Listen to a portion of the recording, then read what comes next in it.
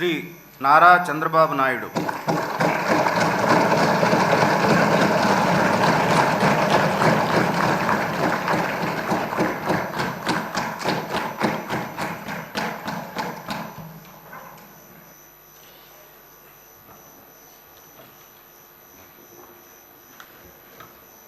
నారా చంద్రబాబు నాయుడు అనే నేను శాసనసభ సభ్యునిగా ఎన్నిక అయినందున శాసనం ద్వారా నిర్మితమైన భారత రాజ్యాంగం పట్ల నిజమైన విశ్వాసం, విధేయత చూపుతానని, భారతదేశ సార్వభౌమాధికారాన్ని, సమగ్రతను కాపాడుతానని, నేను స్వీకరించబోయే కర్తవ్యాన్ని శ్రద్ధాశక్తులతో నిర్వహిస్తానని దైవ సాక్షిగా ప్రమాణం చేస్తున్నాను.